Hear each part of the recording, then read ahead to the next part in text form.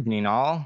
My name is Dustin, also known as Rope Aficionados, and this is the Dominance Dialogues. Tonight's episode is The Abyss Stares Back, navigating CNC play from the bottom with Ancilla L. I believe she is coming in tonight from Istanbul, if I'm correct. I'm in India. India, sorry, India. And so, will you go ahead and introduce yourself and give us a little bit about your experience, please? Sure. Hi, I'm Ancilla. I'm a kink educator, I guess, also a writer. I teach and write primarily about, I guess, edgier forms of BDSM, sort of CNC and total power exchange and edge play. Those are all terms, but sometimes I use them just to make sure people understand what I'm talking about in general, but please don't take them as indication of anything specific. All of this stuff requires more detailed conversation. My experience, sexuality wise, is that I've been around for the past 15 years, teaching, learning, doing stuff. And also, I'm an erotic artist, so a lot of it stems from there. May I ask what started you to wanting to author books in regards to the topics that you have? So it started with me writing erotica, what I generally now call erotic nonfiction, which is basically perspective of like the humanity behind sexuality, especially like what is referred to as more deviant forms of sexuality, though I try to avoid using that term. So because I started writing in those ways, which was it was meant to be didactic, but more show don't tell. But it wasn't really landing quite as like it was tantalizing, it was interesting, challenging, conflicting for people, but I don't think it was as educational. So I figured why not distill everything down to its most basic function and see if that's more helpful. So now I just do both, which is what got me started writing. Also, I write for my day job, so I wanted to write something different, something more creative, something more close to what I experience sexually. So also that. Sure. I recently read your book, the CNC Sex book, and I really appreciated uh, someone writing about it, just because it's not a topic that we see often. I appreciate how short and concise it was. I believe you, from my perspective at least, broke it down into some fairly, it's a very complex subject to tackle. And I feel that you broke it down to kind of bare bones applicable steps where people could take those steps and build from them, not necessarily how to do it one for one. Right. Um, Yeah, that is what I was attempting to do. The attempt was to distill it into an adaptable framework, not really do this, but base what you do on all of this information kind of format. And yeah, it was difficult to distill, but I guess one of the benefits of being sort of, I'm a bit obsessed with breaking things down into structure and classifying them. So it was a good place to use that. And it was so basically what happens is that with most fetishism and also like sexuality driven need, you tend not to think about it in the most boring ways, and classification and processes, those are boring ways of thinking about things. But when you have things explained to you that way, all of a sudden something that wasn't clicking for a really long time does, because it finally makes sense. So what I was really attempting to do is make it make sense, even to the people who are attracted to those things. Often they don't make sense to them as well. So when you see it all like it's like a microcosmic study. When you see it like that, it makes a lot more sense. And sense is the driving force behind putting it like that. yeah, no, I agree. Like, as someone that's scientific minded, like I said, it felt like it was really just basic core concepts around a very complex idea, like almost like a cliff notes to quantum physics, right? Yeah, it was basically the intention was you just go in at some point and start picking it apart.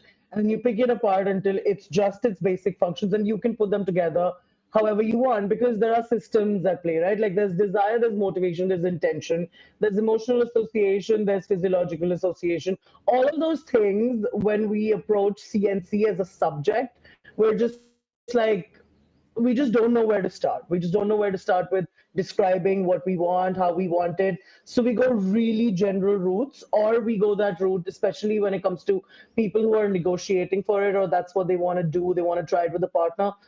Instead of being extremely direct and clear, you tend to insinuate. You tend to talk around it, or one of the very disturbing trends, but I think very long standing, is that you're supposed to be with a person who can figure it out for you. They can figure out exactly what you want, and then it's serendipitous almost when they are able to do that, because that means they really get you. But that's extremely dangerous, and also kind of weird that you wouldn't want to use your words to represent exactly what you want.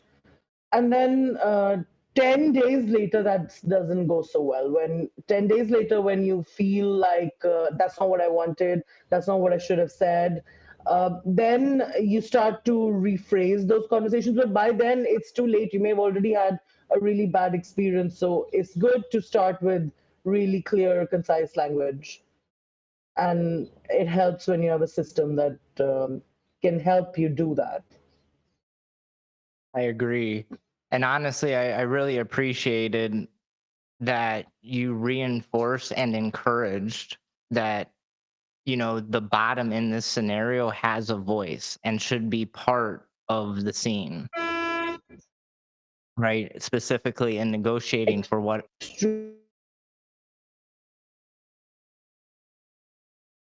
Extremely uh much.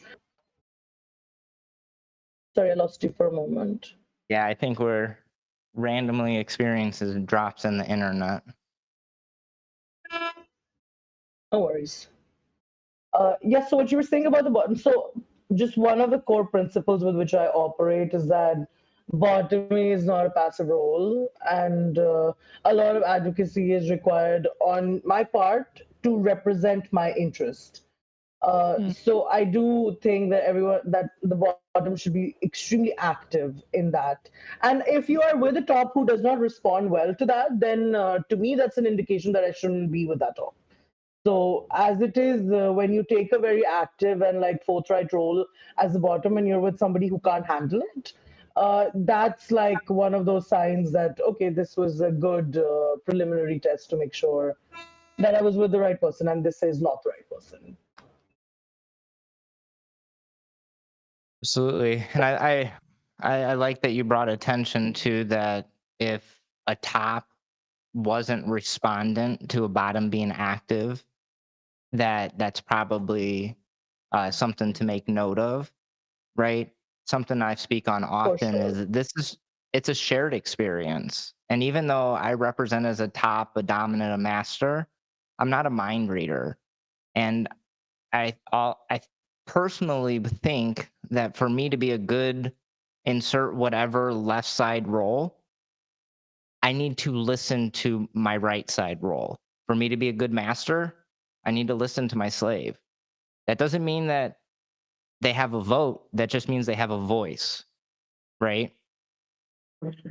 And I think that to some Yes, of level, course. We are so fragile about these concepts. go ahead. I'm sorry.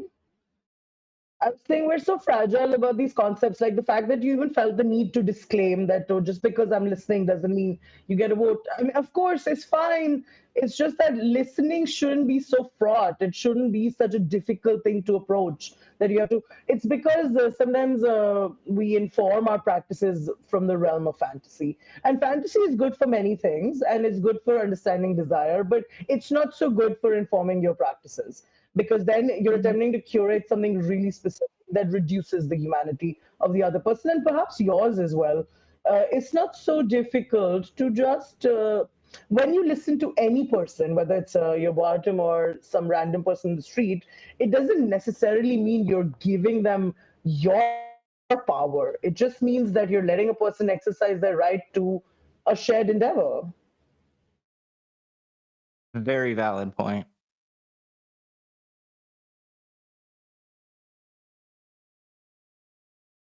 Well, without ado, let's actually get into our first question that I have proposed for the interview.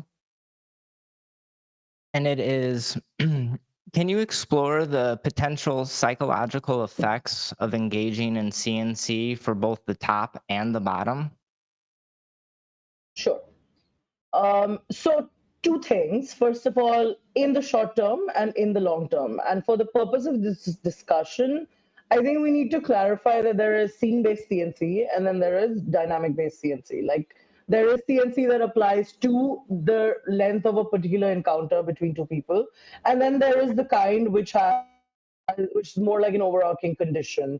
Although in both cases, the CNC of it is a bit ideological, it's not really act based, but regardless of that, these two things do sometimes, not sometimes, always have differing impacts. Like with scene based, there is obviously like the potential for trauma, right? Because this act of feeling violated or transgressed upon, it may sound hot in theory, and it is, but it's not just hot. It also has other things. So if you're a human being and you're a human being in a state where you feel like, oh, this other person should stop, this person should no longer do this thing to me, and that's the state of mind that you have reached, at that point, when you say stop, when you want them to stop and you've pre-negotiated that they wouldn't, you're still going to feel that and experience it as trauma. Or if not trauma, then at least a harrowing experience from which you're going to need to recover. So in scene based, it tends to be more physiological in nature than emotional, but that point, like true harrowing experience, physically can only take you so far, honestly. You get to the point where it's like, that place, I'm not sure if it's actually relatable to a top porn where you are not really able to process your thought very well anymore, and in that place, everything that's happening to you is going to feel terrifying, and even when that's the goal, you're still going to go through it. So that's more short term. And for the tops, I feel like more short term psychological impact. uh, I think they believe it's really easy to do things to a person when they're in that state of mind. I think, especially with like newer people or people who engage more with concept than with reality, they have this idea of themselves or maybe the fetish itself that they are very hardcore and they're going to destroy you, and all they want is to transgress your boundaries. But in actuality, think about slapping a puppy, right? Nobody really feels like doing that. And then when you're in that state of mind where perhaps you're with somebody you really like or love, or and you see them in that state, and instead of stopping, comforting, you double down on it, that's harder to do than you realize. And you'll only know it in the moment. Only when you're in that place, in that moment, it might be really heady. And then 10 minutes later, you're like, damn it, did I really just slap that puppy? So it's that I think is one of the psychological impacts. Also, it long term leads to you having to contend with yourself in some ways. Like, am I this person? What does it mean to be this person? And am I going to handle it ethically? Is also one of the concerns that, I mean, it's a concern for me, so I imagine it's a concern for any top as well. Long term, I think it's a different. So one of the things that is really important, and I think I talk about this more than any other aspect of CNC, is that I think people misjudge their ability to handle certain things. Like, for instance, I think it's really important to make CNC safer. I think it's really important to have ethical considerations and make sure that everyone's interest is well represented. But then at the end of the day, the thing that you want to do is dangerous in and of itself, and you cannot mitigate that. You Hmm. cannot remove from the equation the inherent difficulty of what you're attempting to do. And if you cannot handle that, just don't do it. because the tremendous amount of psychological impact that I see on people, like I have a friend who was in a long-term dynamic, part of which was CNC and part of it was TBE. I mean, these things tend to intersect. So what kept on happening is that she kept on finding herself in situations where her sexuality dictated that she wanted to be there because it was turning her on, but then for 10-15 days afterwards she had a really terrible time in her relationship, a lot of conflict, and she felt really low. And it's just because fundamentally she could not emotionally handle the thing that she was sexually desiring. Now, it's okay to just not do it. It's also okay to adapt it to a version of it that is easier for you to handle. But in her case, at least, the top was very resistant to that. It was a very like, either it has to be exactly this way that I want, or it's just no, and our relationship's not going well, which is a really exploitative method to approach it. So for her, it never really got better because there was no like adaptation from the other side. But I think that does happen to a lot of people where you misjudge your ability to handle what you want to do. Like obviously, it's all on the table. You can play with trauma, you can play with grief, you can play with literally any emotion or state of being. The thing that makes it healthy or unhealthy is whether you are able to handle it, and you have to make a realistic assessment of that. Wow, you hit on some really good things here. And one of the biggest things, a concise way I've said it for a long time, is fantasy versus reality. And a lot of times we fantasize Right. about these really crazy scenarios that we're going to get ourselves into or we're going to get somebody else into. And the reality is just much different. And early when I started exploring this as a top, one of my mentors, he pretty much beat into my head that it's not about the process, it's about the person. And I think that's another thing that you were kind of touching on. It's about emotional state, Right. not necessarily about the inherent actions that you're pursuing. Wow. Yeah, whenever I look down, just so you're aware, I'm taking notes. I'm not trying to be rude, but I'm trying to keep up. And I like the No worries. Please go ahead. another point you made is a top being exploitive in this kind of scenario. Um, I Right. think it's a very delicate situation because it's like my house, my rules. If you don't want to play in my house, don't come to Mhm. my house kind of thing. But I do believe that there does, and I really like your word, and I actually wrote it down. I do believe there needs be some adaptability. Sure, it's my house, Right. but this is a human we're communicating with, right? And let's have some compassion and some Exactly.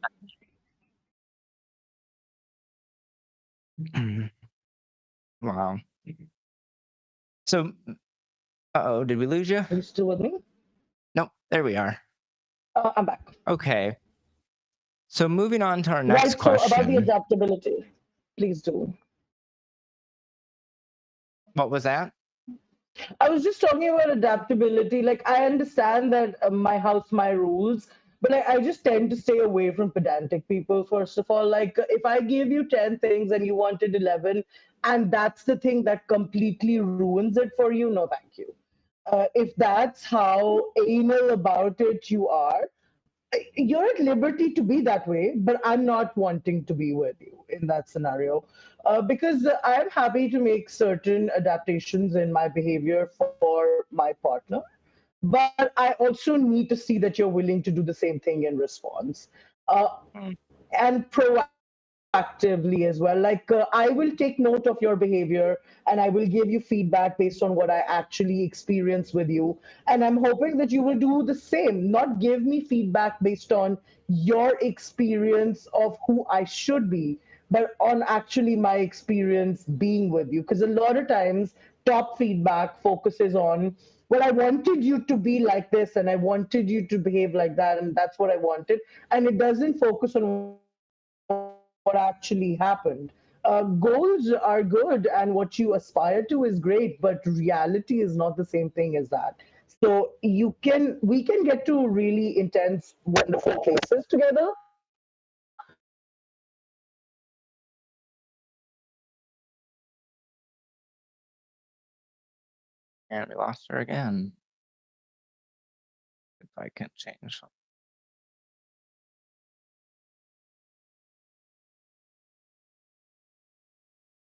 And you're coming back.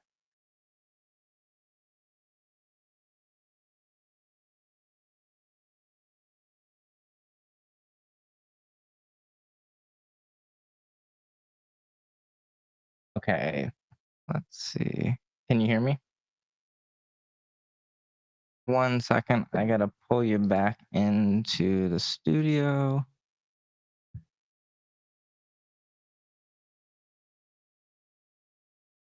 Huh. Doesn't seem to be pulling your video into the studio. Will you talk to see if we're at least getting audio? Yeah, I can hear you, but it does not appear that our guests can. 1 second. File.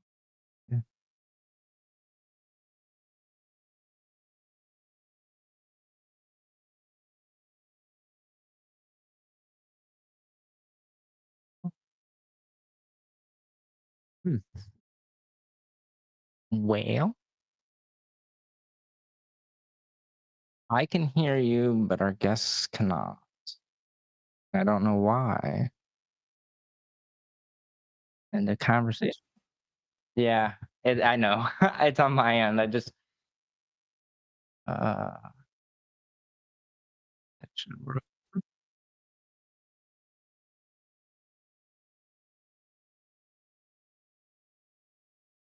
Hmm. Not calling you in for whatever reason.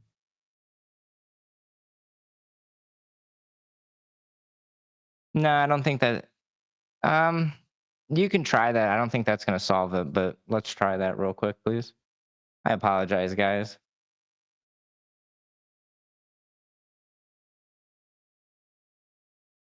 The constant joys of tech issues.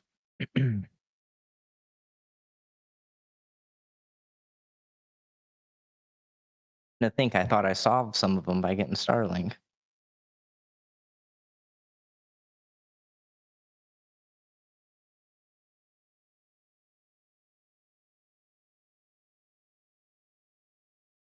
Yes, I can hear you.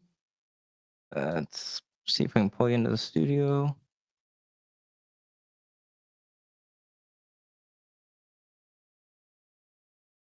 Huh. Hey, look at that. It worked. Okay, now our Congratulations. guest should be able to hear you now. Okay, I I'm apologize back. for that inconvenience. Okay, so you had a question? Yeah, actually, we had a question from the audience. Please tell me. Their question is, how do you go about finding partners that you can trust? Okay, I don't think that there's like a store of here's some people you can trust. I think you find partners the way you find partners. And a lot of it is luck, I'll be really honest. I don't know how I found my husband, for example. Like, it just happened. It was just like some magical, unbelievable moment. And basically, that's how I found all my partners until now. I wasn't ever looking, and they just happened. But also, I have a tendency to like fall in love a lot. So that helps, I guess. But were they all trustworthy? No, that's something I discovered over time. And I think the way to be trustworthy is to just care about the people that you're with. Like, there are casual partners I have with whom I feel just the same amount of trust that I feel with, like, say, my husband.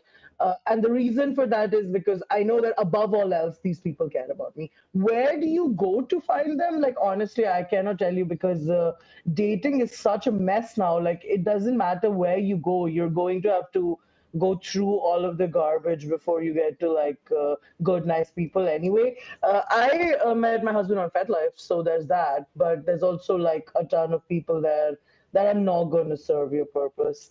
So the where question, plus, like, culturally, I don't even think I don't know where you're coming at me from with that question. So I don't know what the conventions of dating are in your country. So can't really guide you on that front. I'm really sorry. That's a kind of a loaded question. I mean, it's a real hard question to answer because a person that I would trust, you may not trust, right? I think That's trust true. is somewhat subjective. Also, like you said, cultural difference as well. And I kind of Right. love that you pointed out that, current dating culture, I think across the world is a little tricky, we'll say. It's a mess. No, it's not tricky. It's just a mess. Well, I'm glad it's not just over here because it's a complete mess in America, in my opinion, But nonetheless, I think like what I would add to this, and I think I've spoken on it a few times. Some of my best relationships started based off of character, not off of if they were going to do CNC or if they were going to do rope or if they were going to like impact. I fell in love with the person before I Right. worried about all the kinky sprinkles. For me personally, that has a lot more to do with establishing a trustworthy long-term relationship. I mean, that's true, but there's also, like, I agree with you. If I don't like the person, if I don't love the person, there's no chance of anything else. That being said, I have liked and loved people who were not kinky, and it didn't, like, it doesn't work. Like, you do need both things. Like, at least if that's how your needs are designed, you do need both things. Like, if I have to be with someone who won't hurt me, for instance, I cannot have that relationship. And I think that's why it's a big problem for, like, when people in kink circles ask that question about where do you go to meet partners, which is something I get a lot even here when I teach. I understand where that's coming from. It's because, um, first of all, you're not supposed to say that your sexual need is primary to what you're looking for in a relationship, because it makes you look a certain way. It makes you seem like you're not really interested in the person. But the thing is that when non-fulfillment of that need becomes a central feature of your relationship, it is going to be the reason why it ends. So I think it's just better for us to be honest about what we need. Yes, I need love, but I also need other things. Fair. No, and I think that that is a very valid statement. As far as some of the kink sprinkles are going to be more important than not, right? And for me specifically, it took me a very long part of my adult life to realize that authority is fundamental to my sexuality. Right. I like submissive feminine humans, and first is submissive. I mean, that is genuinely what is a lot of my desire. Um, and I tried to do the same route, and or it sounded like maybe like you, I fell in love with somebody that didn't offer or stimulate those other facets that are a core part of who I am as a human. Um, Right. and it just didn't work out. And to be It honest, like doesn't. I started to resent them, and then more so worse, I started. Well, I don't know if it's worse, but I also resented myself for making those decisions and putting myself in that situation. I think in that situation, you have to choose to love people a different way. Like, if I can't love you in the way that we can be together and, like, I don't know, have a sexual relationship, cohabitate, if we can't do those things, we can do something else. Like, I can write you a letter a year and we can yearn for each other. I'm cool with that kind of relationship. Different ways of loving. Plus, that one actually delivers pain to me. So, excellent works. Sure. Um, so moving forward, the next question that I have proposed was, can you discuss the ethical considerations surrounding CNC play, particularly regarding consent, agency, and power dynamics? Yes, I mean, vast question. So that's going to be a long answer. Okay, so with ethical considerations, what you really are looking at is like, this is right and this is wrong. And I think a lot of times there are like, for instance, I teach a CNC class, I guess.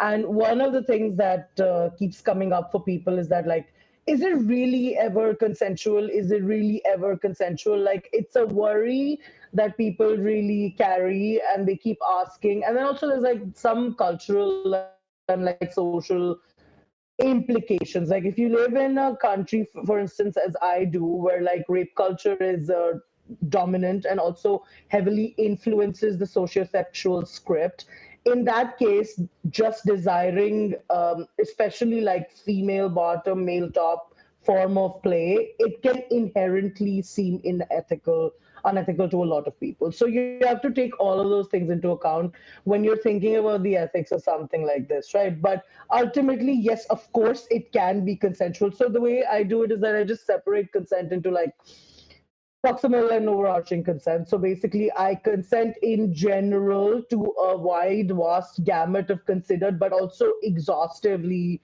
considered activities. And then within that, in moments, you can transgress. And that's where ethically I stand. What happens is that sometimes when you're in those moments of proximal transgression, it looks quite similar to what a consent violation would otherwise look like. And then if either party is at that point unable to handle that or unable to process that, one may feel like a violator and the other may feel violated. And then the ethical considerations of like, was it okay to do despite us feeling this way? I think from there you start having like broader questions about it. So like on my point, if I was in a scenario like that where like I agreed to be transgressed, but then when it happened, it made me feel violated, as it would have anyway, because that was the intention.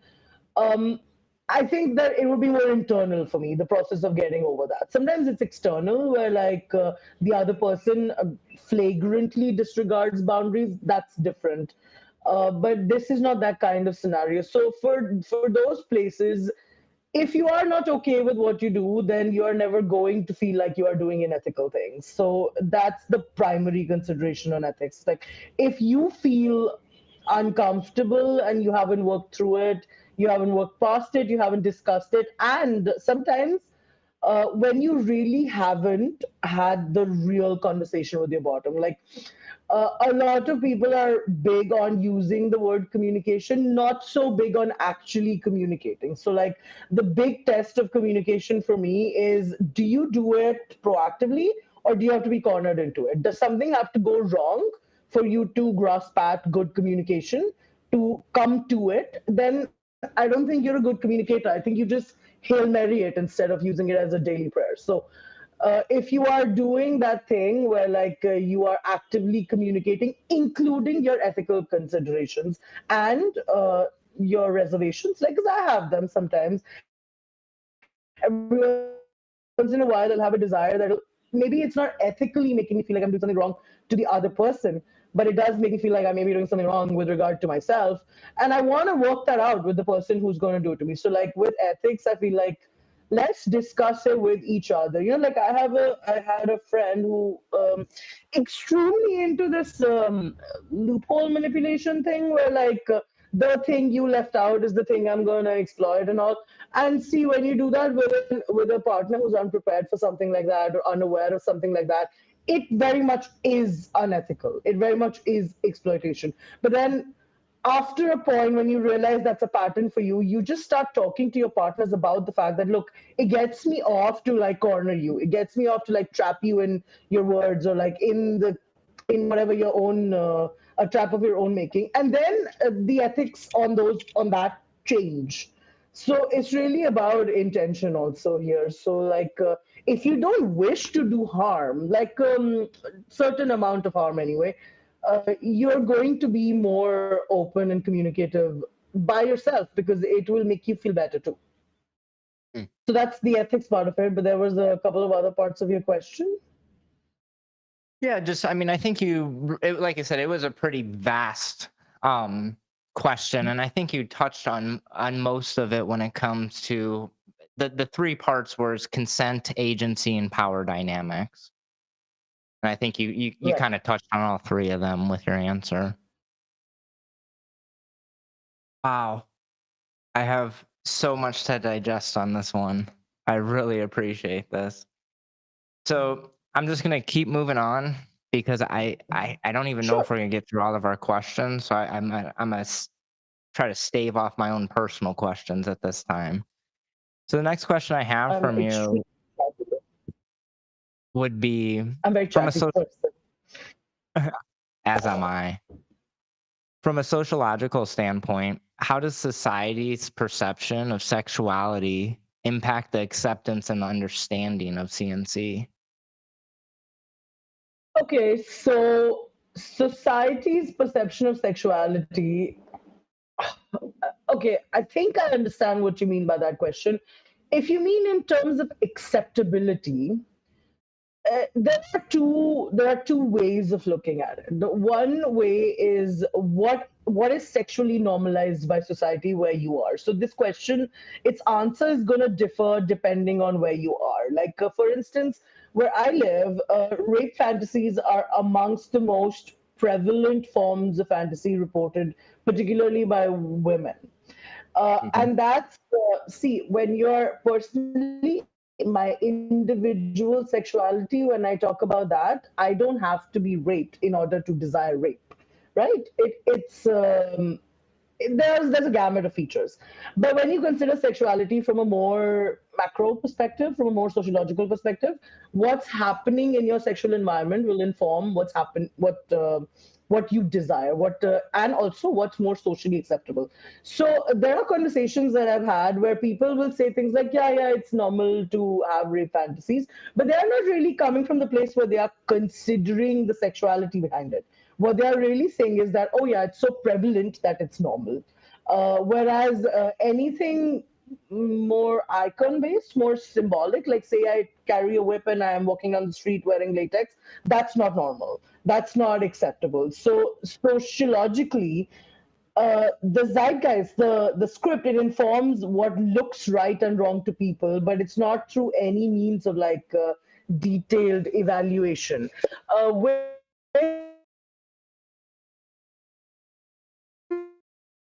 Oh, the CNC, I actually find, first of all, shit ton of people now who are like, oh, I'm into CNC, I'm into CNC.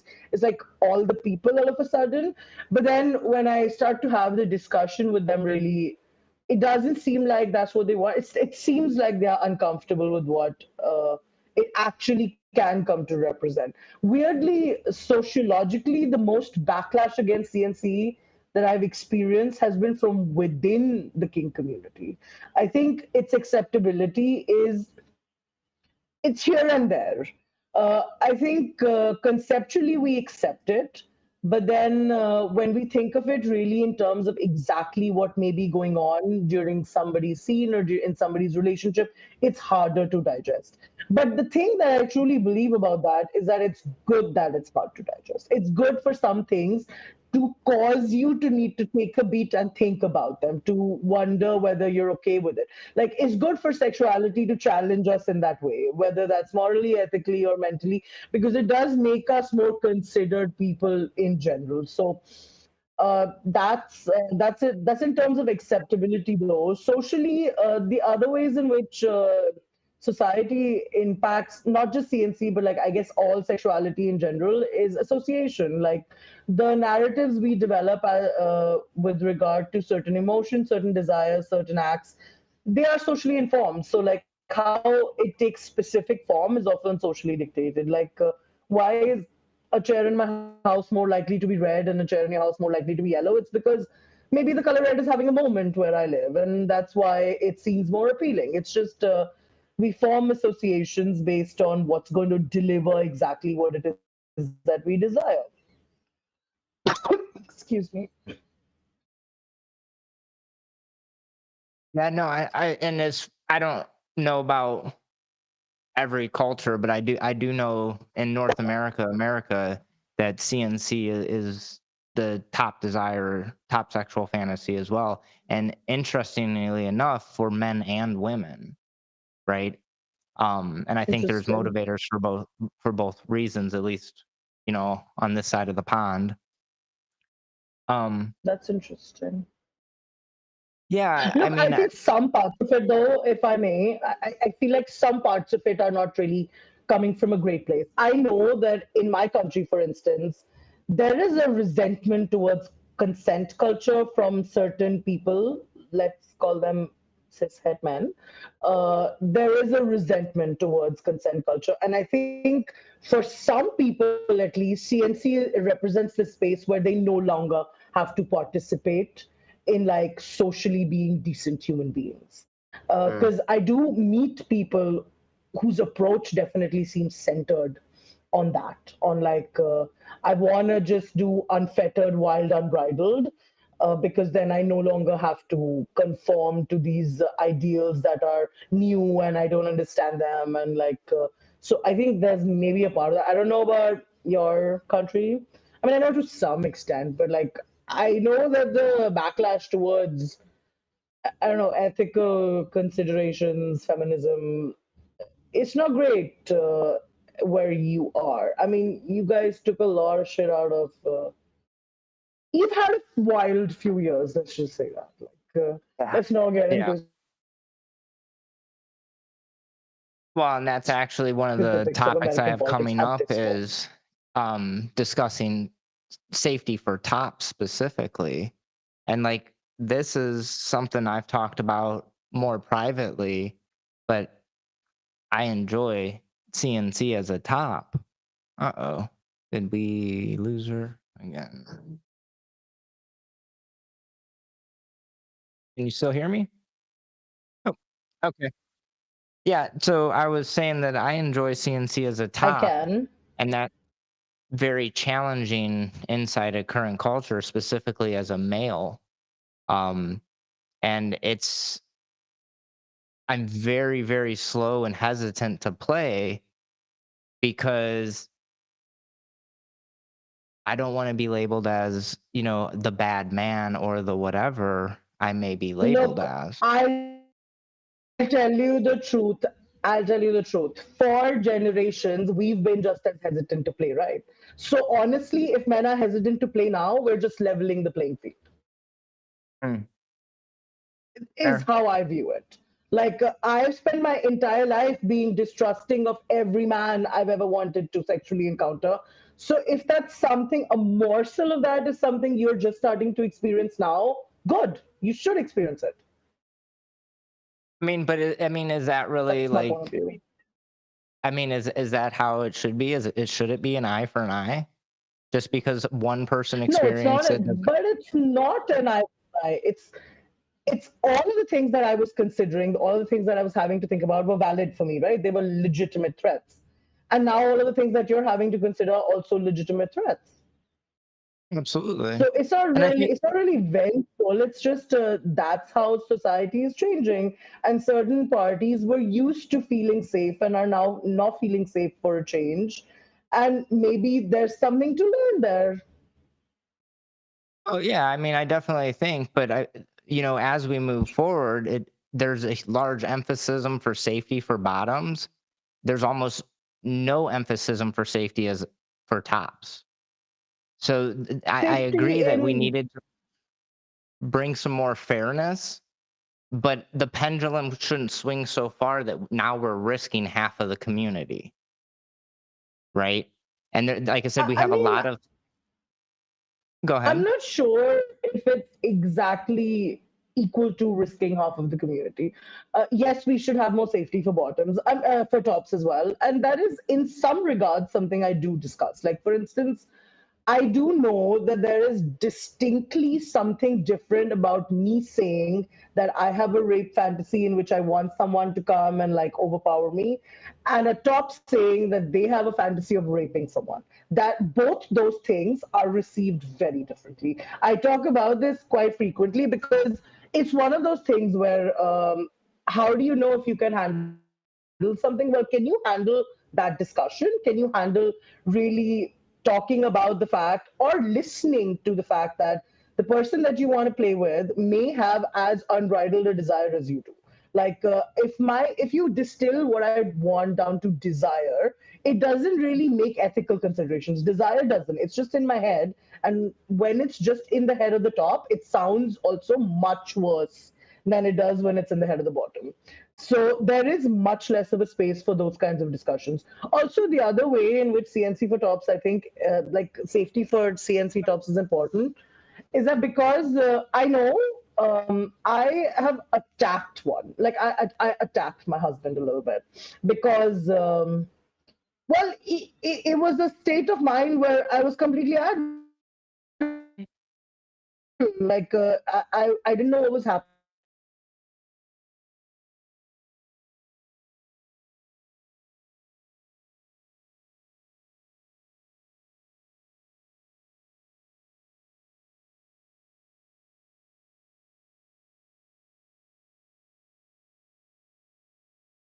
I was completely keeping our eyes open to the signs of it potentially happening again. So, like that kind of safety, I understand. The safety where, like, the only threat that's being perceived is potential allegations from people who may have been victimized. If that's the only threat to CNC as a top that you perceive, then I do question your intentions a little bit, because there are many other legitimate threats also. If you're considering them all as a gamut of threats, it indicates to me that you've thought about things, that like you're not just worried about like witch hunts, but you're also worried about like what's actually potentially possible.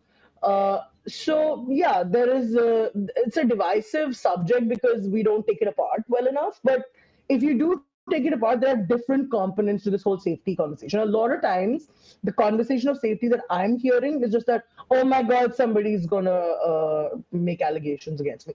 Okay, potentially possible. In my experience, a lot of allegations exist for a reason, but I'm not going to say that nobody ever gets caught up in the crossfire. Yes, they do. But given the number of women who've been assaulted and the number of men who say that they are not rapists, someone's lying. Yeah, someone is lying because it's not equal. It's not even close to equal.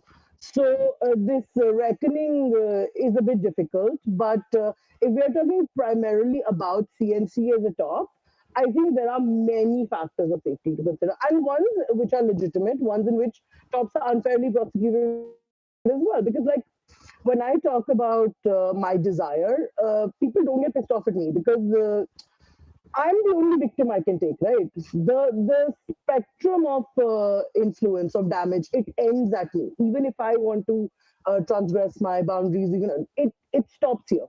But when it comes to the top, necessarily it's another person. So every desire is more scrutinized. It's more like, oh, so you want that? Does that mean you're a rapist? You want that? Does that mean you're an abuser? Like, I understand that that is something that happens to my partner as well all the time, where like people get mad at me for being a victim sometimes, but they definitely get mad at him for victimizing me without understanding the relationship. Mm. Yeah, no, I think there's a lot of considerations on both sides of the slash when it comes to safety. I think the biggest things, and this isn't even just applicable for like CNC. I think this is just applicable for most top bottom situations. The perceived threat for a bottom is usually visible. It's easy to perceive, and the threat that the top potentially could have is not as likely to be seen. I mean, when you discussed where you lashed out and attacked your husband during a scene, I didn't expect that, and more so, honestly, I didn't expect you to say that it was your husband. I almost anticipated for you to say that it was, someone that maybe you didn't have quite as much familiarity playing with. We are struggling to keep her connection. Hmm.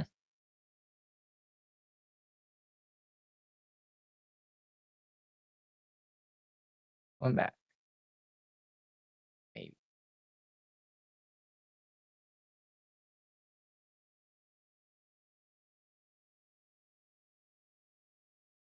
One moment.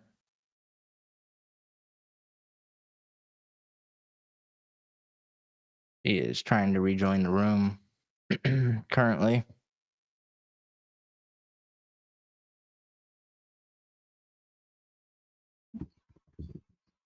There we go. I'm sorry, I don't know what happened. I'm not sure what I think we're having some internet issues. Yes. Okay, let us go forth.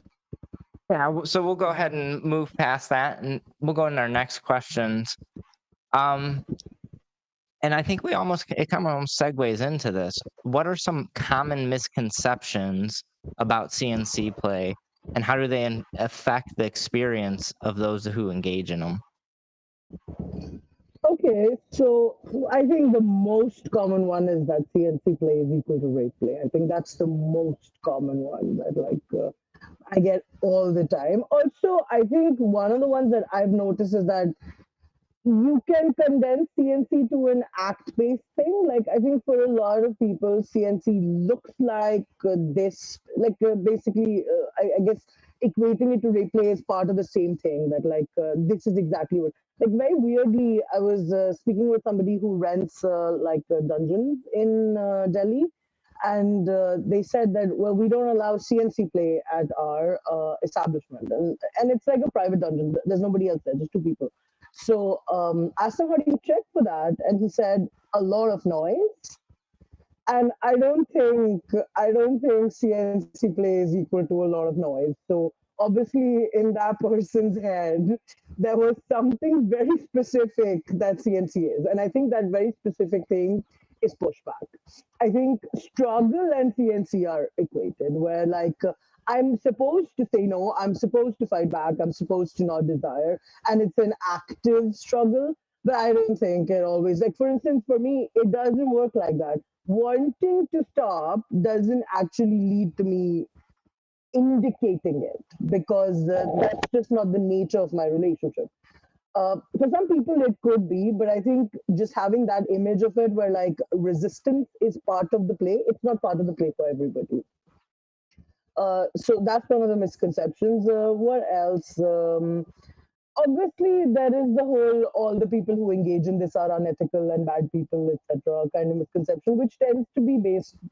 It tends to come from people who haven't thought about it. But then those same people, I think for them, anything that deviates to any degree from what they're comfortable with is going to be, it's going to make them have the same reaction. So the way that it impacts, like, I'll tell you what impacts my practice of it is that there's like weird backlash. Like it's weird the backlash. Like obviously you didn't conceptualize what could potentially be the impact of it. And I guess this goes back a little bit to what we were talking about, like long-term psychological impact of CNC, which we didn't really get into. And one of the long-term psychological impacts is that you become conditioned to respond a certain way, behave a certain way, even experience certain emotions and spaces a certain way. Like the first 5 times you're trapped in like a panic-driven really adrenalized state, you're going to freak out. But the sixth time, you're going to be like, okay, I've been here before. And then it's going to start developing from there into particular responses. It's going to develop into, it's a personal form of disturbia. And like, why else would I want to do something like this if I didn't want to enjoy the aesthetic, artistic capacity of that disturbed state of mind?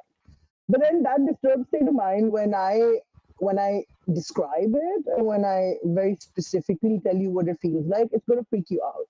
Of course, it's going to freak you out. I think CNC in some ways is like the horror equivalent of kink. Like it's meant to do that. I am trying to disturb myself. So what happens in response to that is that a lot of people, well, first of all, they'll tell me that I don't understand my relationship and that if he's abusing you, you don't even know it. Bro, I've been abused. I know it. Okay, I know it.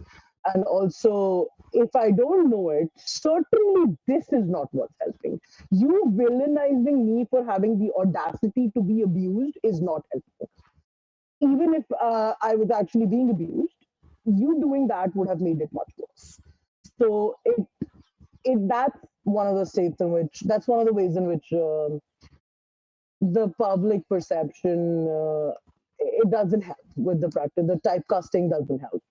What else? I also, one of the things is that CNC is like edgy and hardcore, and then if you do it, you're cool. Like you think that only afflicts like young people, but that's just because we demonize young people. But it afflicts everybody. A lot of people behave like in this manner where it's like, oh, I have to, I'm super into this and super into that. But then when you tell me that, I will approach perhaps to discuss the potential of doing this or that with you. And then I'll come to realize that we're not actually talking about the same thing.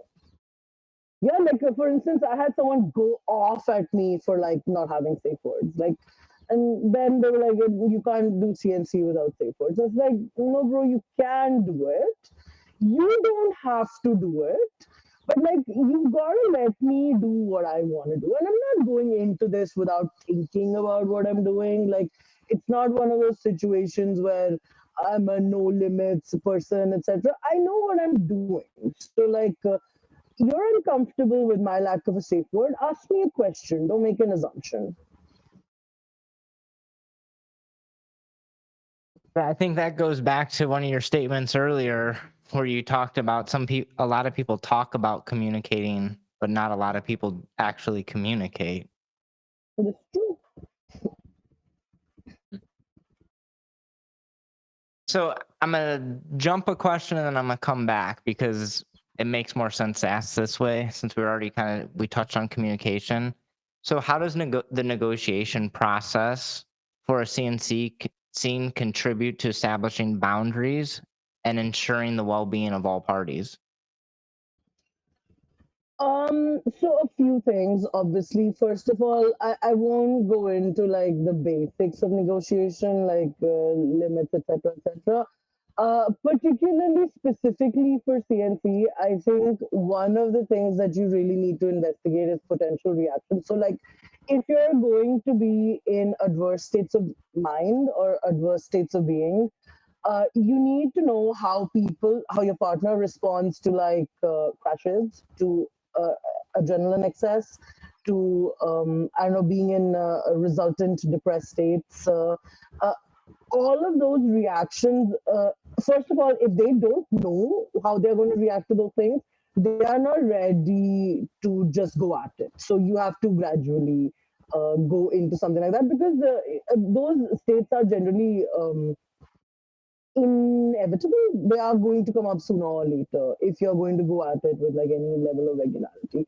So if a person cannot really predict their reactions, that means that they haven't been in that state of mind before. So a good negotiation practice would be to first try to incorporate those states of mind into your play before you really establish like a very clear, like, this is CNC now, nobody can say anything, and then my house, my rules, etc.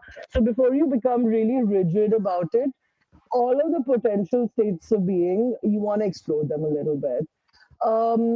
What else keeps you safe, particularly in CNC scenarios? So, like, okay, a practice of communication where it's not it's not a sometimes thing. It's like an all the time, every time, constantly revealing yourself to each other kind of thing. So, like, vulnerability really helps because I tell you what happens is that a lot of times I do CNC with a particular person, or I see it happening around me, where like people will tell each other, I like this, I like that, I don't like this is how I react. And these are people who are also very experienced, but they won't do the difficult thing and be like, this scares me, this makes me feel nervous. Like, emotional association is often absent from the conversation.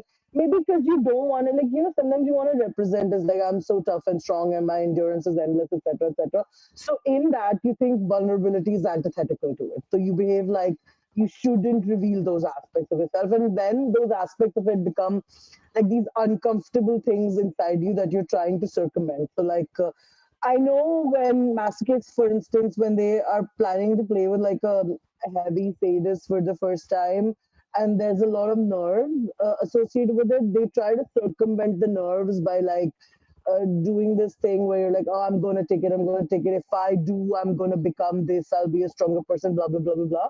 But I feel like it keeps you safer if you're very honest about your emotional state of being. Also, it's more enjoyable for all parties because holding back your emotion, like when you're deliberately hiding it, it's kind of like holding your pee.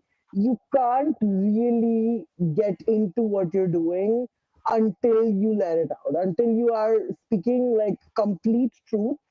It's not going to work.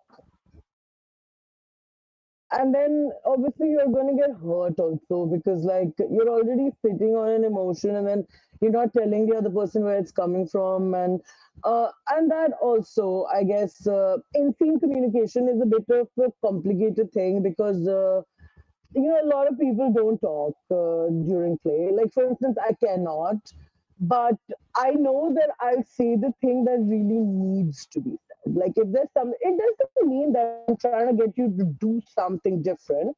It doesn't even necessarily mean that I'm trying to tell you to stop or don't do that. It's not that. But if I'm experiencing something that you would benefit from knowing, that I will say. But there are moments in which I understand you can't. There are moments in which I can't either. And then in that case, it really comes down to how well can you perceive me? How well have we interacted so far? And that really comes down to, well, how proactively are you observing? How proactively are you also checking, right? Like it's not about being a mind reader. If you observe me and you observe a pattern or a particular behavior, you can always bring that to me and we can talk about whether your perception is correct or not, or whether I even came up with the same one or not. And I think that one helps a lot more.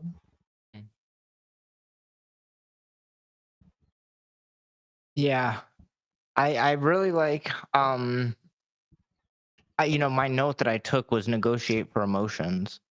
And that's something like that concise of a thought I don't think I've had yet.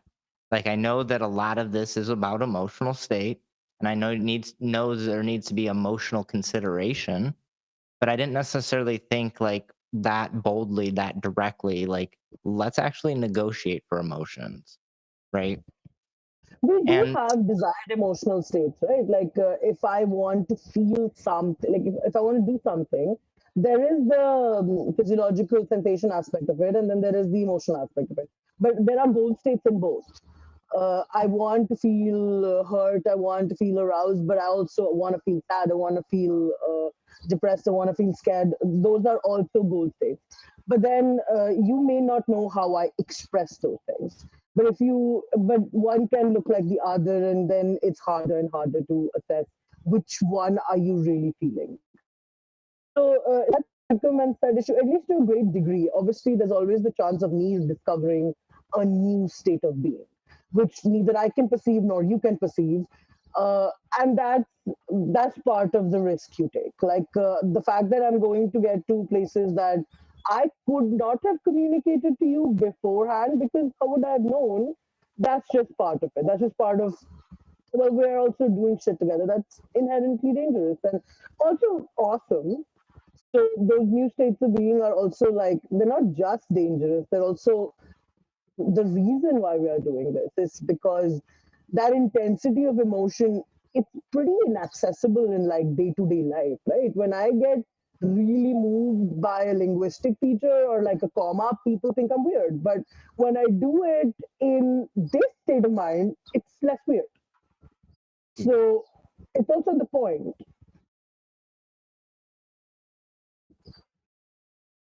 something else that came to mind when you were discussing like negotiating for emotions and talking about that and like how you might not know how you would react and how you're riding on all these good hormones, right? And some of these are my words attached to some of your statements. It makes me think of a discussion I had, I believe it was last week or the week before, and the gentleman I interviewed, he compared drop to a hangover. And I really, really like that analogy because like a lot of what we're doing, especially in like CNC, we're in these adrenaline filled states. Yeah.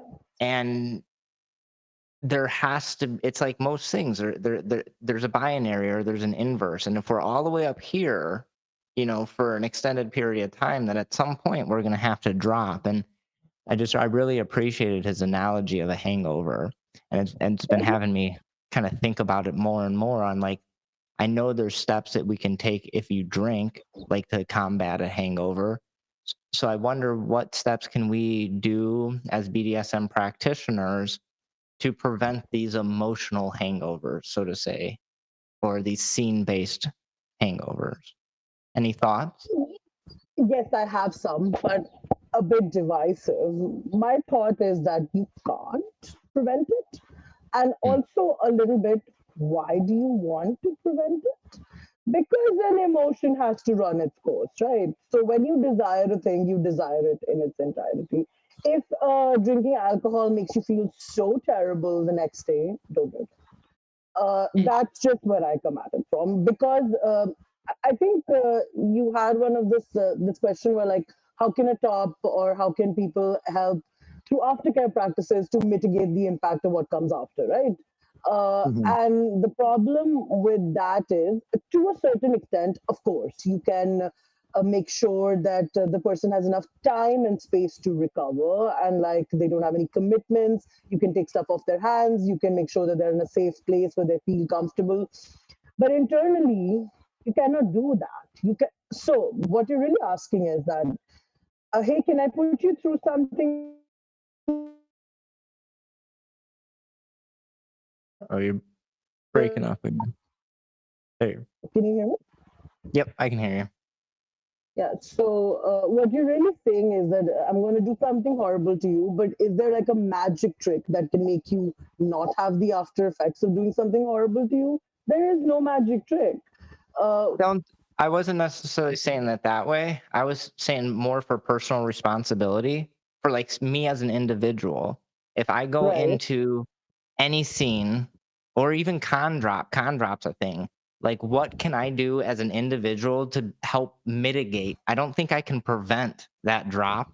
And I do actually agree that you have to have that binary. So, if you get drunk, you probably should have a hangover. It should probably remind you not to drink too much or I something, mean, it's right? not bad.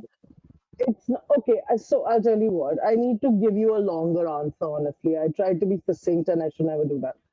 Uh, Here's the thing. Either the resultant state, what you call drop, or whatever you call a recovery or a drop, either that is completely undesirable to you as a state, or it's a state that you actually like. For instance, for me, it's very much still part of the scene, the experience, the dynamic, to be in that state of mind, to be like maybe low, depressed, whatever that I call it my tragic feeling, but like it's just that feeling is part of the experience for me. So it is desirable, as unpleasant as it may be.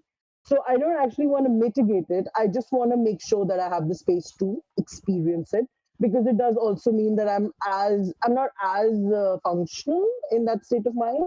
And if I am, it's like creatively functional, which also means that I will cut the world out. I will just stop experiencing, perceiving any more human being than me and like the device on which I'm writing. So um, for me, what you can do is that you can create the space for me to do that, and perhaps not infringe upon like that time that I need. And it for me, it needs very much to be like alone time. There are no like, yeah, you live with me, but also like I can shut myself out in like a really tiny space, even if I can perceive you. So that's what I need. So I guess what we're saying is that we need to know what the person needs, and then be able to provide that to the extent that you can provide it. Now, there are some people for whom that state of being is not desirable, and it's something they do want to avoid. In which case, you kind of have to hack it a little. So if you're suffering a dopamine crash and you know exactly what spikes that for you, you incorporate those activities into your drop period so that you can make yourself feel better. Yeah, like maybe it's exercise, maybe it's some kind of food, maybe it's doing a certain activity. So you plan on doing those things that make you feel better. You plan on a different kind of intimacy, perhaps. You respond well to when you feel detached from your partner, you may respond well to feeling connected after that point. But you're going to have to figure it out for the person depending on who they are. Also, that detachment, like I guess it scares people also to a certain extent, but like for me, at least how it works is that the way that we operate in this sphere is that there is a distance between me and the person who's doing these things to me. It's a hierarchical different distance, but it's also a distance in terms of how do we experience this, right? For him, the experience of the things that he's doing to me, it's not as tactile as it is, like it's not as physiologically registering as it is to me. There is a lot more happening in my body than there is in his. And also, our motivations are completely different. What we are even doing is completely different. So I don't actually feel like, I feel connected, but it's more like an intimacy. It's not so much as comprehension. I don't understand why you're doing what you're doing. So when you're done and then I am recovering, that is the period in which I understand. And that period requires me to be distant. It requires me to like consider us as functions separate that I'm finally putting together. Because in the moment when it's actually happening, I cannot process both you and me. I can only process what's happening to me. And then I can't go from there to like super intimate, close, physically affectionate, even like a conventionally loving space because it makes no sense. Why would I do that? Just to me, it makes no sense. No, honestly, that was you've given me a few thoughts to sit here and think on, and I imagine I'm going to need weeks, if not months, to truly think on them and digest some of them.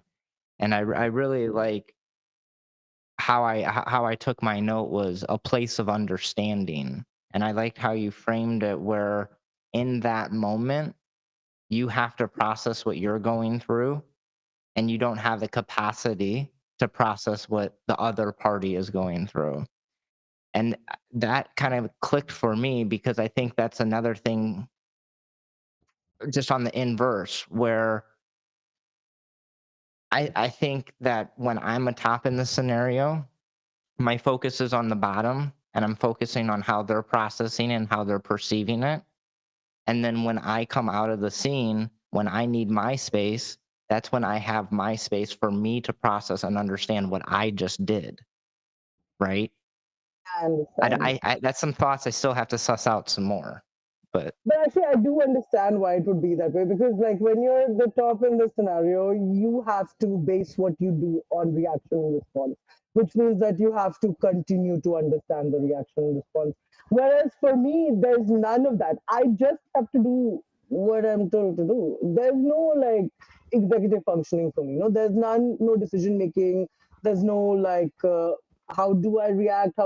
Everything is okay and I don't have to figure any shit out. So I don't really have to pay attention to anything except for what's happening to me.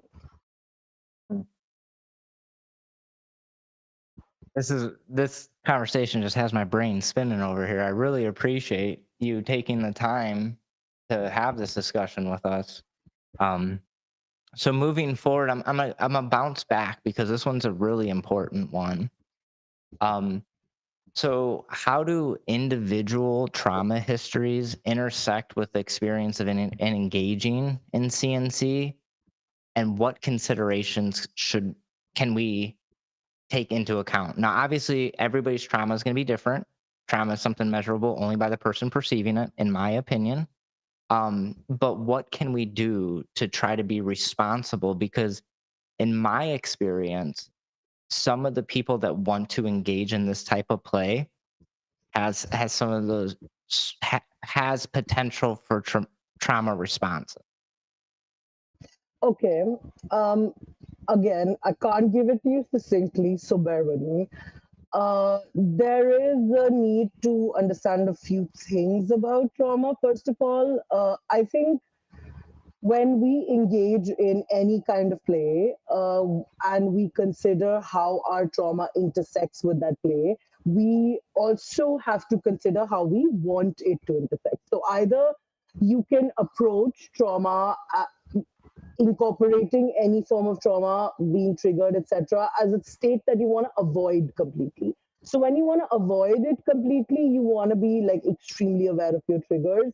But triggers not just in terms of like don't approach this activity or that activity, but because like triggers are complicated, they can be many different things. Like for me, they're primarily smells, which can't be controlled really. So like sometimes some places are going to smell like things I don't want to smell.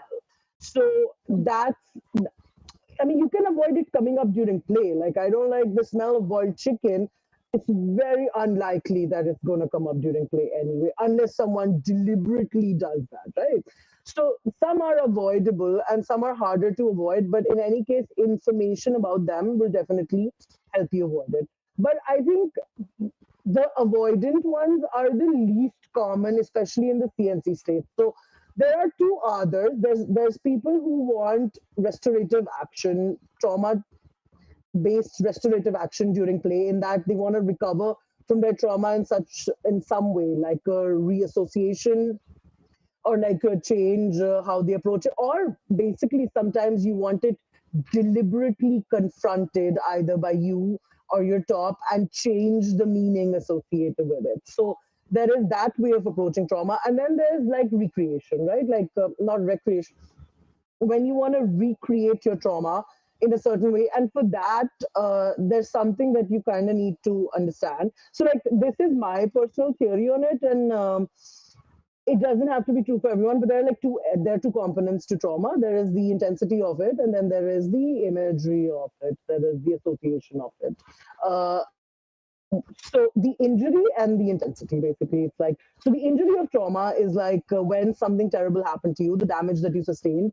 It's likely that you don't want to recreate the injury, but because of the injury, alongside the injury, when you suffer the injury of trauma, like for instance, the first time somebody assaulted me, there was a ton of pain, emotion, recovery required from that, but there was something else. That experience was the first time I was completely centered inside my body. Like I was completely not thinking, not processing. I was just being, yeah. And that was something that I started to desire. That state of being was something that I started to desire. I don't want to be unsafe. I don't want to be harmed. I don't want to be with a person who does not care about me. I am eager to avoid the injury of trauma, but I am extremely eager to recreate its intensity. So when you want to recreate intensity, you have to be able to extricate the injury from it. And that takes some level of skill, because you're going to fuck up a few times. Like, certainly, I have fucked up a few times where I thought that I was only approaching intensity, but I wasn't really. And something was, there was a component to it that made me feel also re injured or like re traumatized. But ultimately, at this point, I am quite well able to approach recreational trauma essentially. Like, I know where to go to get that intensity without really harming myself any further. And all of this involves you having done a shit ton of work on your trauma. uh, I feel like sometimes with people, they think that if you are like fucked up, you should do CNC because that's what fucked up people do. And then like you're going to recover from your trauma, or you're going to lean into it. And I don't think it's as simple as that. Like, I think that's the really shitty headline, but that's not at all the truth. The truth is that if you haven't done adequately the work on your trauma, you cannot play with it. You have to render the trauma benign in order to play with it to a certain degree. And the parts of it that are still emotionally active, the parts of it that still have the potential to trigger with you, you really have to think about whether you want to be triggered that way or not. Because the potential for it will exist. Huh? Like if I have a sexual assault trauma, for instance, and I want to recreate some form of sexual assault play, I am likely going to approach some level of injury with it. So, am I okay with that? And if I'm not okay with that, then I'll not do it. I love all the notes I'm getting, and I like concise notes. Right. And one of the notes I took was work on your trauma before you play with your trauma. And like, wow, like why didn't I think of that? But I don't know. nonetheless, I mean, like, obviously we know, like, well, maybe we don't all know, but in my opinion, responsible adults, they should take an active um participation in their mental health. And you know, I think sometimes people come to the BDSM community thinking that it's a replacement for therapy. And I Right. personally don't think that's the case. No. Um, I think BDSM can be therapeutic, but it is not Different. therapy, right? But I think sometimes people come with it like not as a replacement for therapy, but like for instance, I know a good deal of people who are trying to get to self worth through BDSM in some way. Where like if I'm able to handle this, if I'm able to do this, if I'm able to, then I will feel like I am strong. I will feel, and see, on the face of it, of course it's okay to have strength associations with certain things we do. We do it with working out all the time, right? Like if I'm able to swim 4 kilometers, I am super strong. Yeah, that is okay to do. But sometimes within this thing, I often see this thing where I'm going to get through this and then I'm going to be done with my trauma. If I'm able to, like, for instance, if I'm able to, I knew somebody, well, actually, I also had like a huge mirror trauma basically, where like I didn't want to stand in front of it, made me feel creeped out. But the idea is that if your top makes you do it, you are going to be recovered. You are not going to be recovered. It's not magic. Like, and what you're going to be like, for instance, being trapped in that space and doing something you really, really don't want to do under force, duress, in a distressed state of mind, it will get worse before it gets better, if it ever gets better. So, like, do you want to make it worse?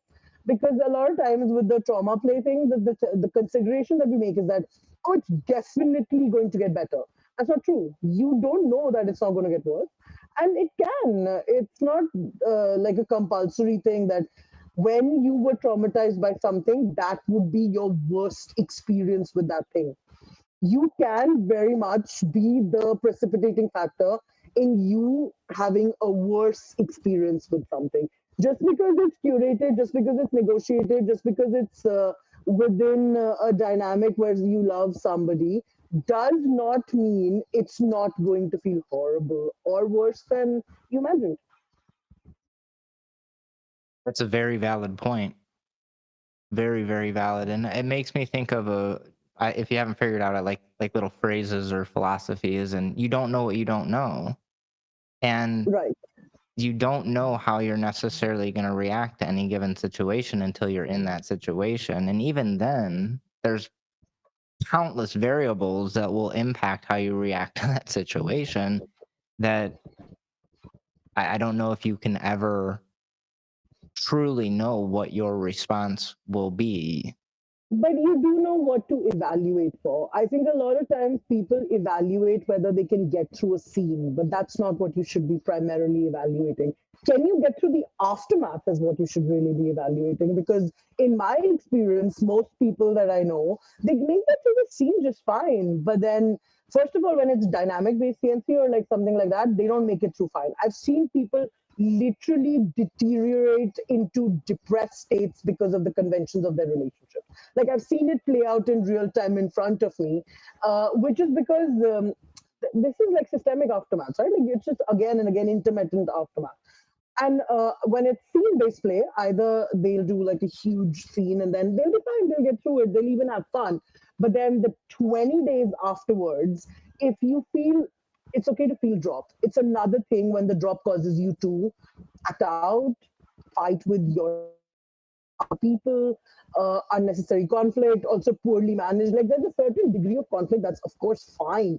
And if it's legitimate conflict in the sense that you were transgressed or like it's people, you don't feel like you were cared about enough or like aftercare is inadequately delivered. Those are not the things that I'm talking about. It's basically sometimes, and this happens in like, I guess, DS dynamics quite a bit, where you have a problem in the relationship, but you play it out in the dynamic. Like I know that I have friends who've been guilty of this as well, where also a lot of times they don't know that they're doing it either, and sometimes they convince themselves that it's part of the relationship. Like it's okay to do that, and that's just how it works. So I think if you really truly want to assess whether you can handle something, you gotta assess whether you can handle it after it's over. That's a scary thought, right? You can't determine if you can assess it until afterwards, right? But I mean, I believe there's a lot of truth to that. There's a lot of validity to that. And even then, you only know how you handled that exact situation, that exact day, and that exact emotional state, so on and so forth. Recreate the same thing 10, 20 days later, and it can be dramatically different. But like, you know how, okay, first of all, like in relationships, for instance, right? If you have a really volatile relationship with really shitty communication and people who don't regulate emotions well, what in the world makes you think you'd handle sexual complexity well? But very often, those are the type of relationships in which I see people engage in sexual complexity. For like my relationship is super simple. We just say what we mean and we talk about it. No one gets mad, and we acknowledge possibilities such as at some point we may get to a place where we cannot be with each other anymore because of mitigating life circumstances or people fall out of love. Yeah, like everything is out in the open. If there was, and I've been in a super volatile relationship where, like, let's say it was CNC, though it really wasn't. It was more like, it was just unstructured everything plus abuse and psychopathy, I think. So that was a bad combination. But then in that relationship, I suffered so much. And I, for a long time, thought that that's the only way you can do it. That's the only way you can get these things that you want. So you have to be with people who are terrible because only terrible people can do those things to you. But then I didn't after a while. And now, for a long time, almost a decade, I've been doing it a different way. And what I really realize is that the better, healthier your relationship in general, the easier it is to be sexually complex. I agree. Absolutely. And I think that goes back to like, depending on what you're looking to get out of this, looking at character, looking at the person, right? And I really appreciate that, you have that a relationship where you guys are just so open and honest and communicative and like it, I don't know what word to attach to it, but you Fortunate. said no, the word where you discussed that there might be an end. You might fall out in love. There might be extenuating life circumstances or whatever your words were. And this is something that I don't think that we normally talk about. And I have fairly openly for a while now, if I'm getting into an authority-based relationship, we plan an exit strategy. Right. And some people don't respond to that well. Like, well, wait, we're getting into a relationship. You think you're just going to fail? No, I don't think it's going to Oh, it's fail. But relationships do have a lifespan. And if we don't discuss it, then we're going to be hit abruptly when the but relationship. also in this situation in particular, in CNC, DS, also sadomasochism, how am I going to feel about all of this when I no longer love you is a question that I have to ask myself. Before I do anything that I do, I have to know, because if that changes it, then this is not a good idea. If my perception of, like, see, it's not about whether my perception of you changed because of your actions. It's not, I'm not talking about a scenario where like you willfully duped me into believing something about you, and then I later came to disillusionment and realized that there was something different.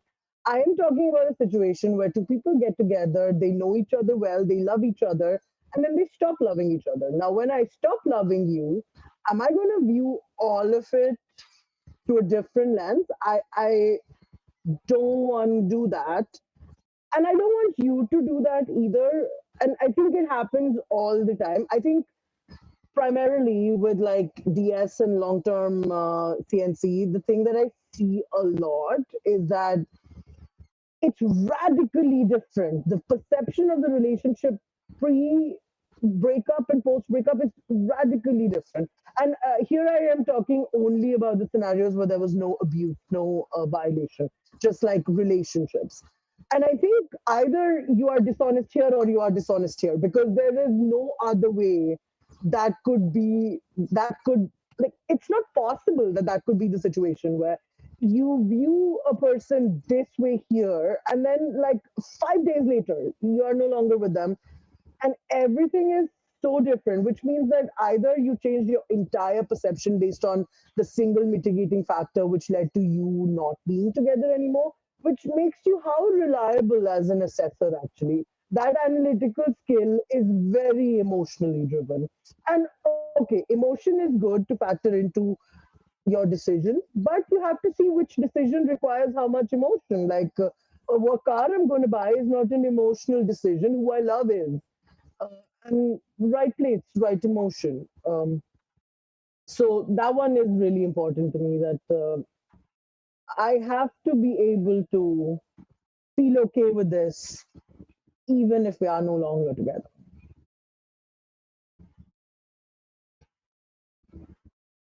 Yeah, I think that's pretty important when it comes to playing in CNC or any of this kind of quote unquote darker stuff, is to maintain that human connection. I mean, for me as a top, like as a top in this types of scenarios, like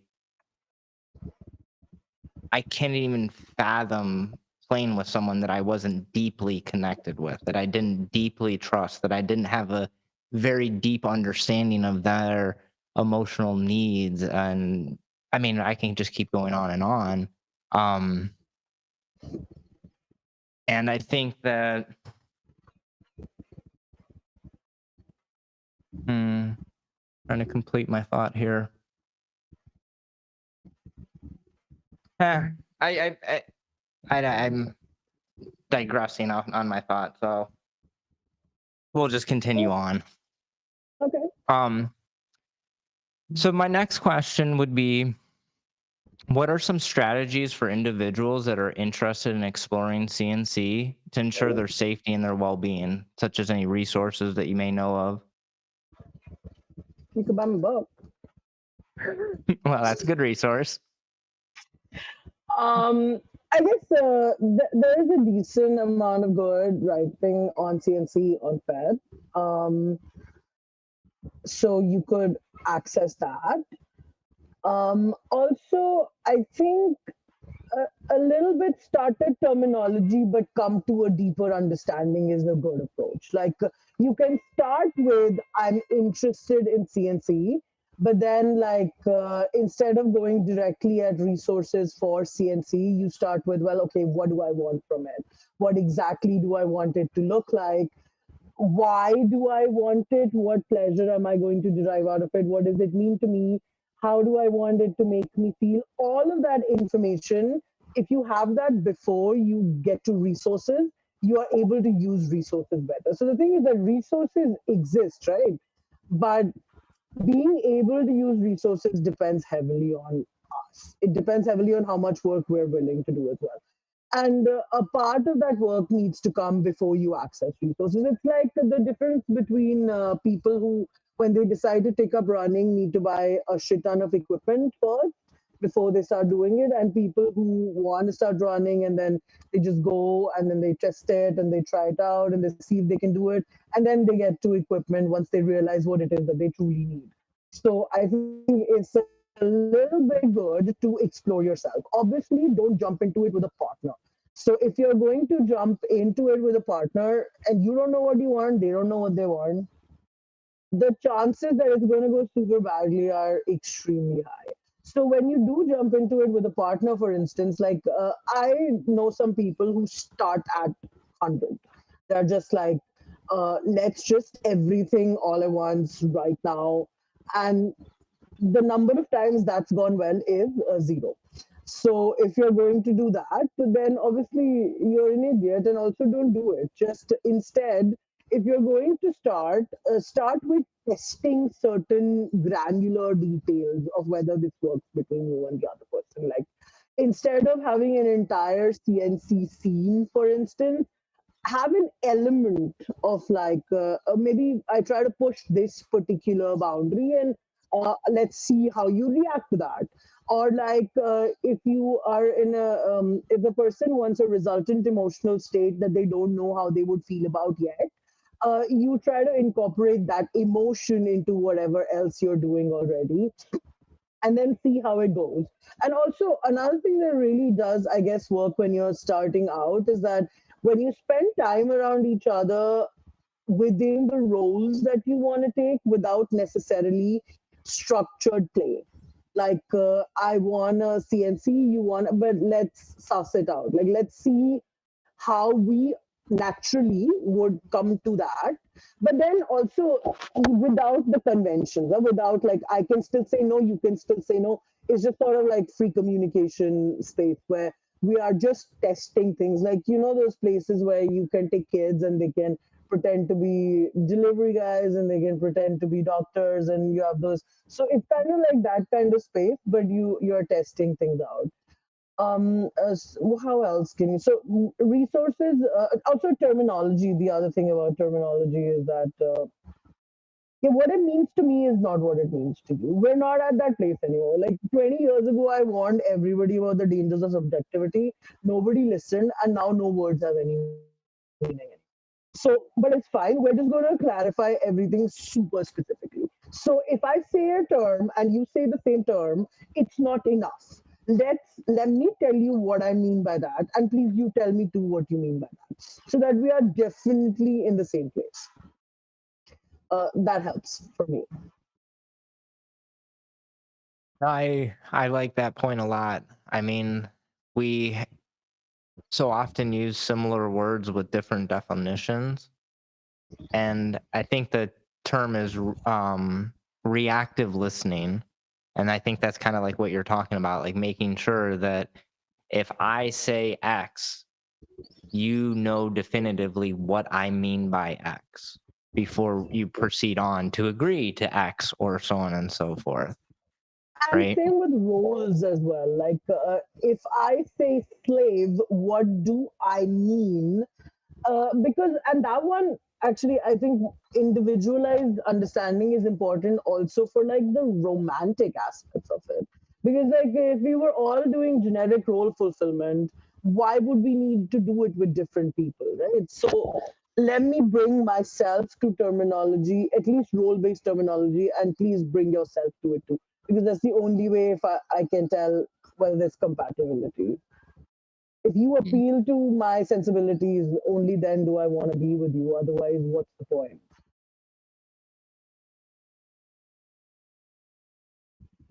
Yeah.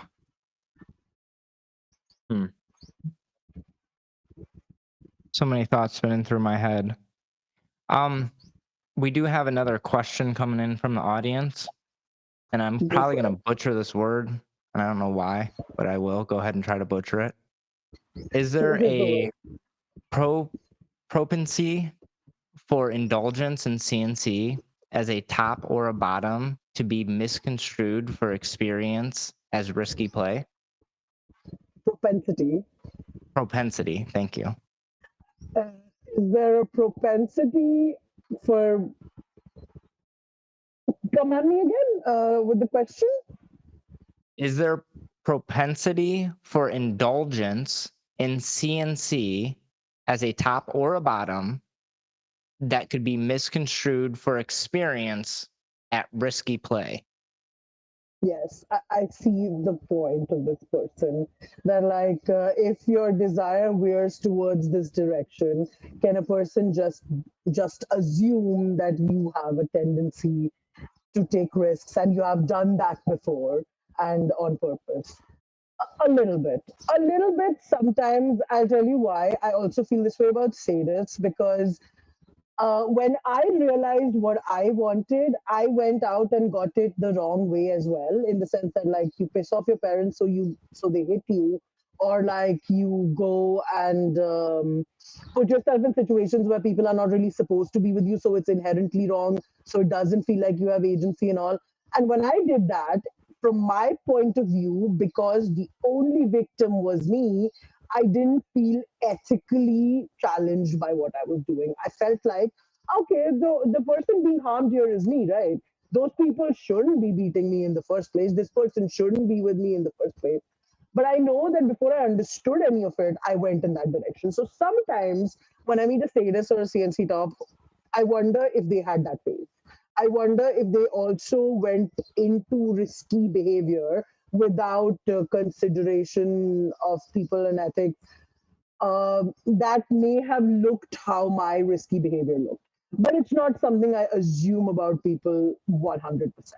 It's a question that occurs to me. Sometimes, if somebody indicates in some way that something like that happened, perhaps I would ask them further questions about it. But it's not necessarily something I think. But that's me. Socially speaking, maybe. Maybe there is a stereotype associated with the people who want certain things that, for me, uh, CNC is a toned down, safer version of what I actually want.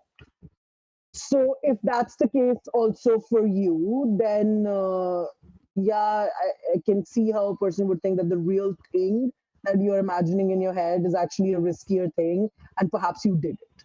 But then there are also people who are smart enough to realize that the real thing that I desire is criminal. So I'm not going to do that. And instead, I'm going to figure out how to do it ethically. So I don't 100% assume this about all people, but I do, I guess, I'll be honest, assume it more about older people.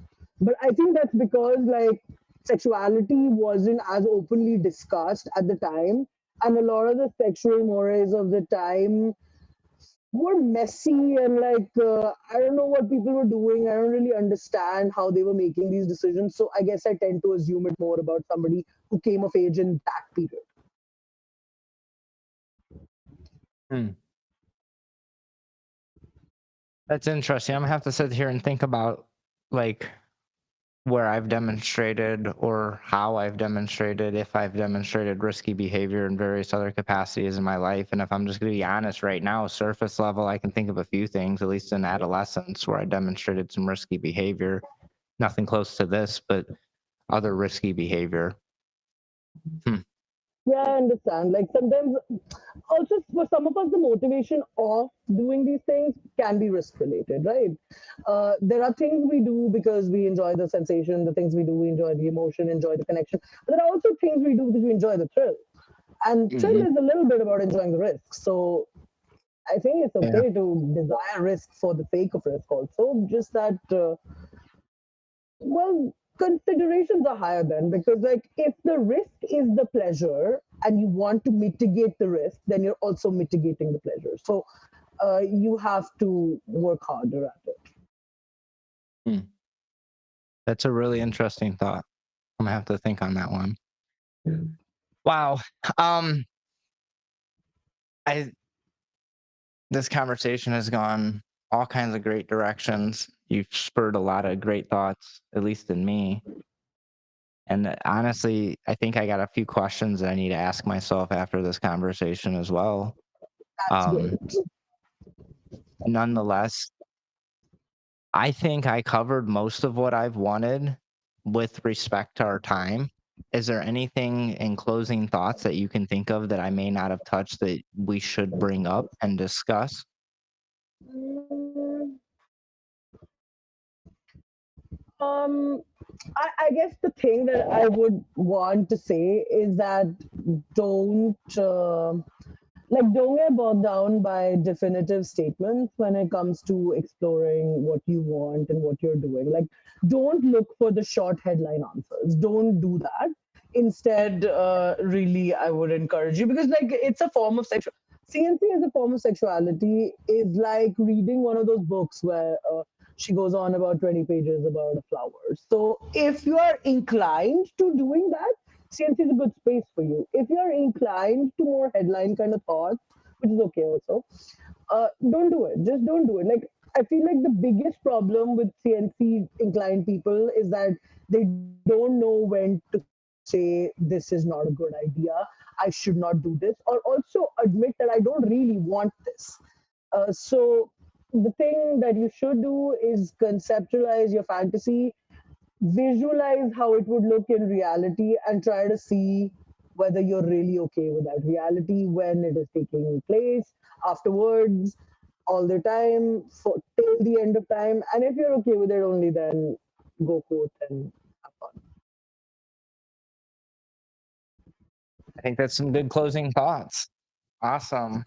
Um, do you have any classes coming up? Any new books? Any other plugs? Any shameless plugs you want to promote? Yeah, I do have classes, but I'll advertise them as they come up, and so it's not the thing. The books, I mean, you can buy the CNC book. It's on Amazon. I also have a Masochism book, which is also on Amazon, much fatter than this one. Uh, so you can get that one too. Also, I write erotica, so you can also buy that. Any new books coming out in the near future? I can never tell. I start writing them, and 10 days later they're over. So that is near future, but also I don't know. Wow, I mean that's fast. Okay, I write. interesting. Well, I greatly appreciate your time. I appreciate you sharing your experience and your opinions on such a sensitive subject. Um, yeah, I'm blown away by a lot of this. I got 3 pages of notes and plus notes in my laptop too. Thank you Yeah, I for took having me. paper notes when I couldn't keep up on my laptop, right? I replaced my paper with a digital device, which was a great See, idea actually. I try to do both. I try to do the digital for searchability, right? Because I can go through all my notes a lot easier. I'm just so old fashioned with notebooks. Like, I, Honestly, so am I. The only reason I switched is because I had a stack of them, and each of them was for a different thing. And then I was like, you know what? This is definitely easier. So there. Awesome. Well, once again, I greatly appreciate your time. Um, for having me. Other than that, I think that's all I have. It doesn't look like we have anything else from the audience. So with that said, I think it's time we wrap up and let you continue on with your day, and I'm gonna go to sleep. Go to bed. Yes. Awesome. Alright. Well, once again, like I can't say it enough. I do appreciate your time, your experience, your vulnerability, right, and expressing your thoughts and your opinions. And maybe we'll have to have another discussion somewhere in the near future again. Read another book. There you go. All right. Well, you